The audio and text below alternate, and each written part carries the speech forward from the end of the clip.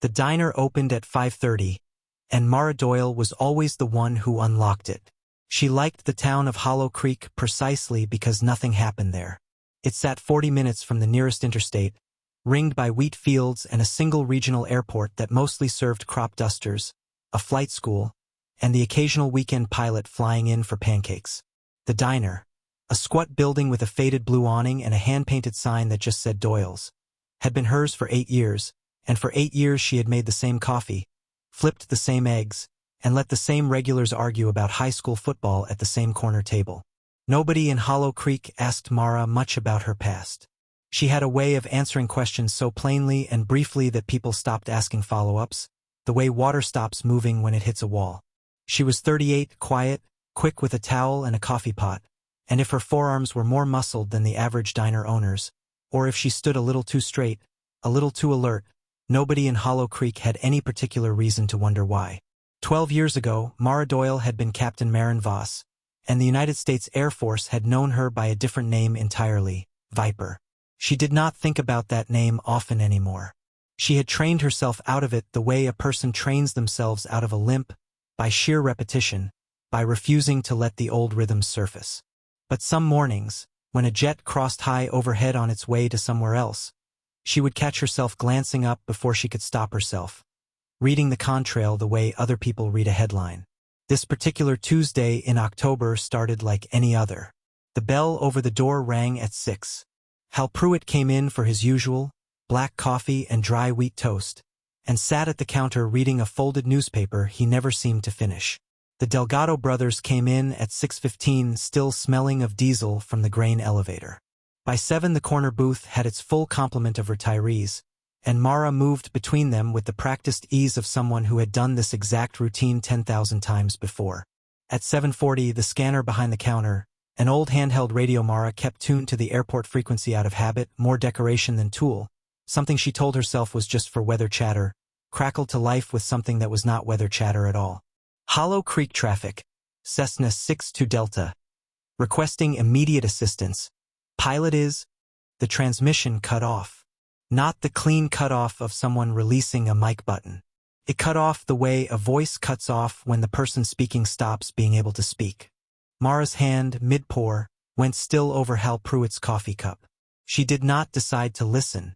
Her whole body simply reoriented itself toward the radio the way a compass needle swings north, and 12 years of discipline evaporated in under 2 seconds. 62 Delta, Hollow Creek traffic, say again, over, came a second voice, young, unsteady, clearly not a professional controller but someone reading off a laminated card taped to a wall, because Hollow Creek's little airport didn't raid a real control tower, just a Unicom frequency and a part-time attendant named Denny who mostly fueled crop dusters and worked the front desk of the flight school. Silence answered him. Then, garbled and thin, a second voice broke through. Young too, panicked, the words tumbling over each other. He's not responding, he just slumped over, the plane's still flying but I don't know what he did before I don't know what any of this does, I've only flown with him twice, please somebody. Mara set the coffee pot down so carefully it didn't make a sound. Hal Pruitt looked up from his paper. At the airport. Quiet, Mara said, and it came out sharper than she meant it to. Sharp in a register her regulars had never once heard from her. Denny's voice again, cracking with the particular helplessness of a 22-year-old airport attendant who had never in his life expected to talk anyone down from anything. 62 Delta, who's flying the aircraft right now? Say your name. Sam, the young voice said. Sam Okafor. I'm a passenger. I'm not. I took one lesson, that's it. I don't know how to land this thing, the pilot's not moving. Oh God, oh God. Mara was already moving. She didn't remember deciding to move. She was around the counter, past the register, into the little office behind the kitchen where she kept the handheld transceiver. Not the scanner, the actual transceiver, an aviation radio she had bought years ago and told herself was for listening to the crop dusters, nothing more, and had never once transmitted on. Her hands did not shake. That surprised her, distantly, as if she were watching someone else's hands. Denny, she said into the radio, keying the mic for the first time in 12 years. This is Mara Doyle at the diner. I need you to patch me in on that frequency. Now.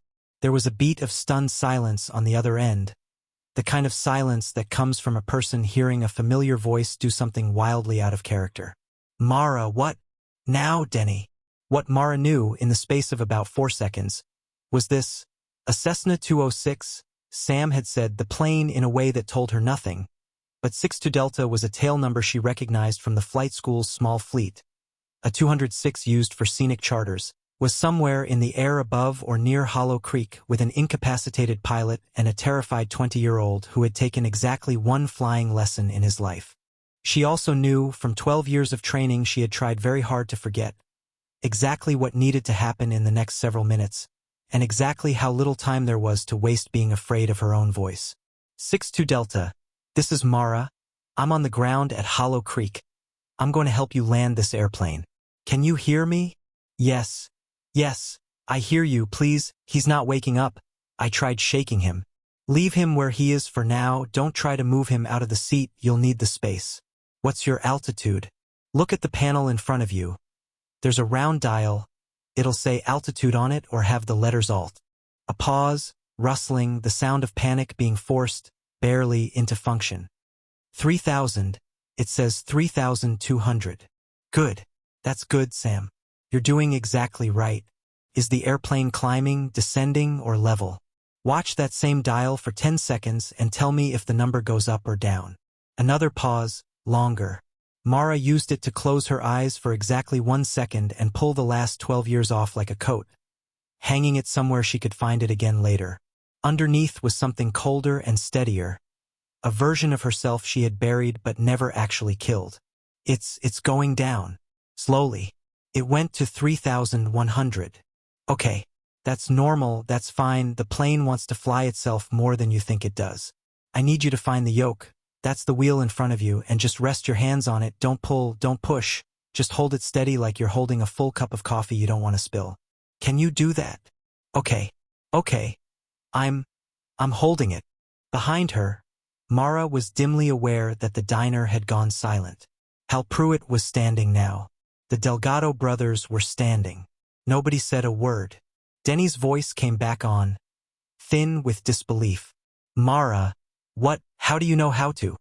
Not now, Denny. Get on the phone, call the county sheriff, tell them we've got a medical emergency in the air and I need an ambulance staged at the airport, and I need you to clear the runway of anything at all, cones, the fuel truck, everything. Go. She heard him scramble off. Sam, she said, turning her full attention back to the radio. I want you to tell me what you can see out the windows. Don't look for the airport yet. Just tell me what's around you. Fields. There's a river off to my left, I think, and some hills up ahead, gray ones. Mara's mind built the picture instantly, the way it used to build a battle space out of scattered radio calls and half a radar picture. The river was Miller Creek, which meant the Cessna was roughly 8 miles northwest of the airport, drifting slowly southeast on autopilot trim, or possibly no autopilot at all, just a well-rigged airplane holding a lazy descent on its own. Good. You're about 8 minutes out if we do this right, maybe less. I'm going to walk you through everything, one small thing at a time, and none of it is going to be hard. I promise you that. First thing, is there a headset on the pilot? Is he wearing one? Yeah, it's still on him. Leave it. Don't touch him. Is there another headset in the plane? Maybe on a hook or the seat behind you? A scramble, fabric noise. Yes, I found one. Put it on. It'll help you hear me better and it'll free up your hands. She waded through the fumbling. Good. Now I want you to look at the instrument panel again. Right in front of the pilot's seat, slightly left of center, there should be a smaller round dial with a little airplane symbol on it, wings level with a horizon line through the middle.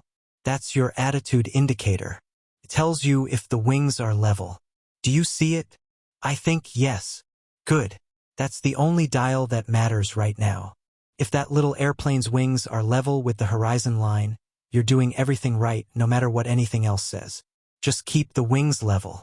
That's the whole job for the next few minutes. Outside, faint and rising, Mara heard it before she let herself register what it meant. A low engine tone crossing over the diner, too clean and too controlled to be a crop duster. She didn't look up. She didn't have time to look up. The next 6 minutes were the longest of Mara's new life and, in some strange way, the most familiar thing she had felt in 12 years.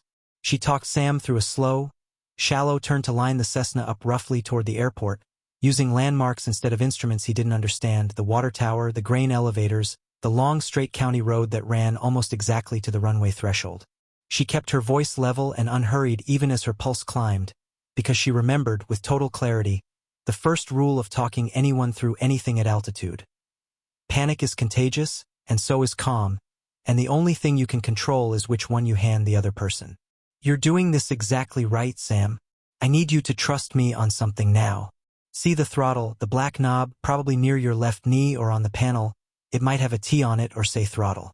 I don't want you to touch it unless I tell you to. For now, we're just going to fly this the way it wants to fly, nice and slow, and let it come down to us. Is he going to be okay? The pilot. Mara's chest tightened, but her voice didn't. There's an ambulance getting ready right now for the second you're on the ground. The best thing you can do for him is fly this airplane safely, and you're doing that. You're doing that right now. Somewhere behind that transmission, faint under the static, Mara heard another voice break in. Not Sam's, not Denny's. A clipped, professional cadence she recognized on some cellular level before her conscious mind caught up. Unidentified station working 6-2 Delta. This is Raptor Flight of 2. We have you on frequency. We are inbound to assist if needed. Be advised we can provide overhead support. Mara froze for exactly half a second. 2 Air Force fighters, close enough to hear a civilian Unicom frequency and divert onto it, meant a training flight had been rerouted through the area, and someone with a lot of horsepower and not much patience had just inserted themselves into her rescue. She keyed the mic. Raptor Flight, this is ground station assisting 6-2 Delta. We have positive control of the situation, non-pilot at the controls. I am talking him down visually and by reference to primary instruments. Recommend you hold clear unless requested. Your jet wash this close to the ground could destabilize him. There was a pause on the other end, the particular pause of a person who has just heard something they did not expect. Ground station, say your call sign. Mara's mouth went dry. She had not said that name aloud in 12 years. She had buried it under 8 years of eggs and coffee and Tuesday mornings so ordinary they blurred into each other. But there was a boy in a Cessna 8 miles out with his hands white-knuckled on a yoke, and there was no time, none at all, to be anyone other than exactly who she used to be. Viper, she said. Now stand by and let me finish this. The silence that followed lasted only 2 seconds, but it did something strange to the air, as if the frequency itself had gone taut. Copy, Viper, the lead Raptor pilot said, and his voice had changed. Not softer, but sharper, more attentive, the way a room changes when someone important walks into it. Standing by. We'll hold high and stay out of your way. Mara didn't have room in her head to wonder about it yet. She turned back to the only voice that mattered. Sam, you still with me? Yeah, I'm here. Were those fighter jets? Don't worry about them. Worry about the horizon line. You're 4 miles out now, I can see you. And she could. A small silver speck low over the fields, wings rocking gently but essentially level, exactly where she'd expect it to be if the boy had done what she asked. Behind and above it, catching the morning sun, 2 sharp gray shapes held a slow, respectful orbit, watching but not interfering. You're doing everything right.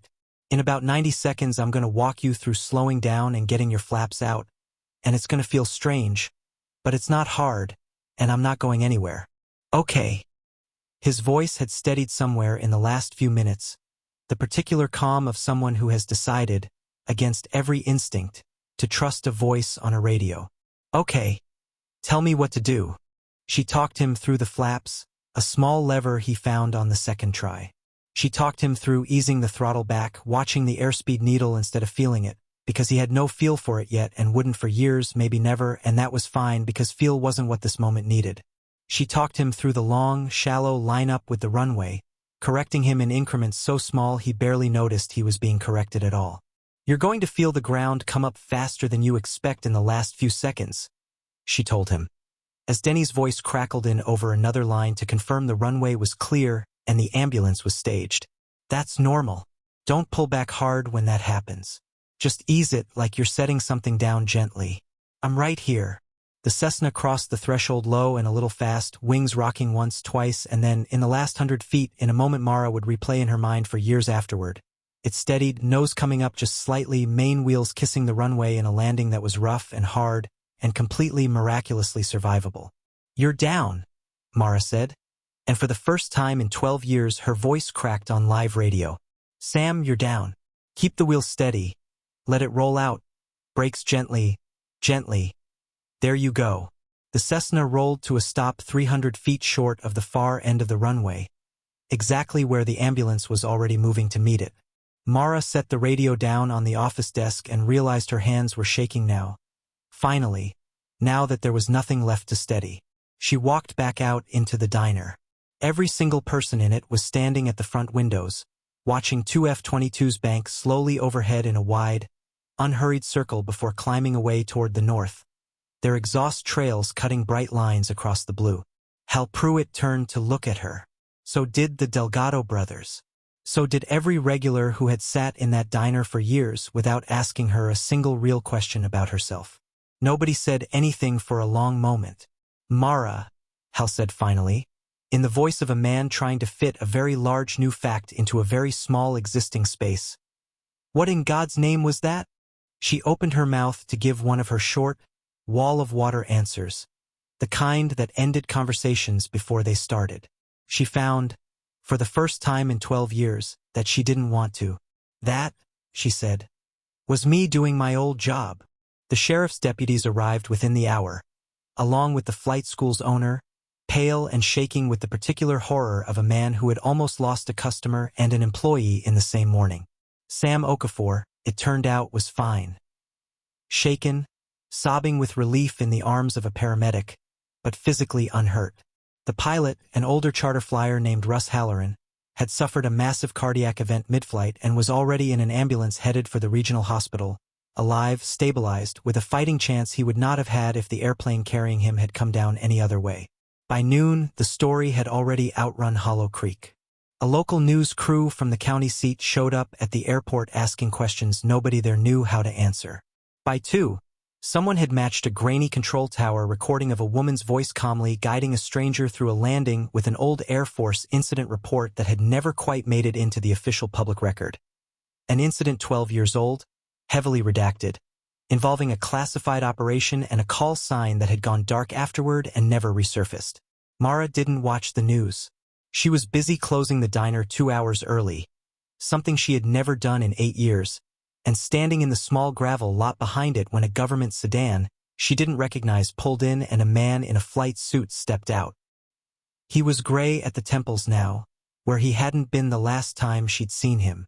But she knew him instantly, the particular way he squared his shoulders before he said anything difficult, a habit she remembered from 100 mission briefs a lifetime ago. "Colonel Reyes," she said. "It's Brigadier General now," he said. "But you always did have trouble with paperwork." He studied her for a long moment, the diner apron still tied around her waist, flower on one forearm. 12 years, Voss. We looked for you. Not officially you didn't exist to look for. But some of us looked anyway. I know. You want to tell me why a diner in the middle of nowhere has a fighter pilot's reflexes and an aviation radio she claims she never uses? Mara looked past him, out at the flat gold fields running toward the horizon. The same fields she had chosen 12 years ago precisely because nothing in them would ever ask her to be who she used to be. "I didn't run because I was ashamed of what I did," she said finally. "I ran because of what it cost. You remember that as well as anyone."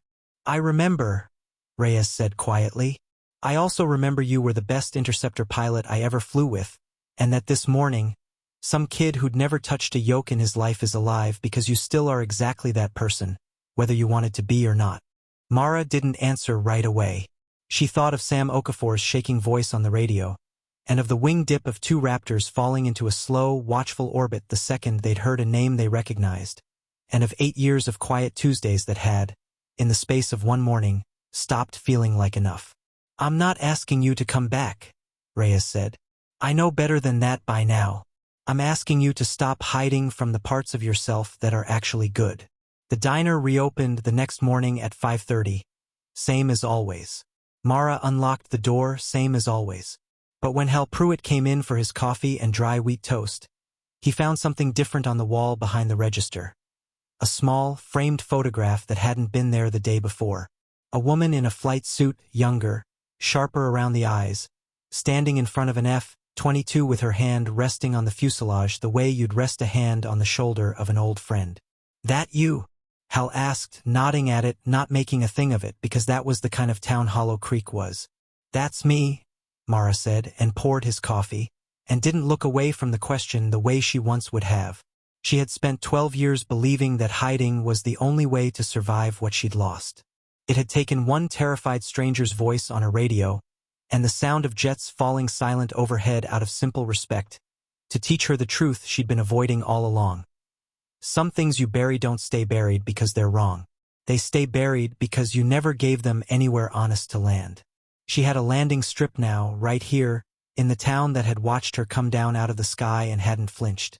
3 weeks later, the flight school asked her if she'd consider teaching an emergency procedures course on the side, for nothing more than gas money and the occasional free breakfast. She said yes before she'd fully decided to. The diner still opened at 5:30. The coffee still tasted the same. But some mornings now, when a jet crossed high overhead on its way to somewhere else, Mara Doyle stepped outside for just a moment, watched the contrail cut its clean white line across the sky, and let herself, finally, watch it without flinching, without hiding, without pretending it was anyone else's sky but her own. The end.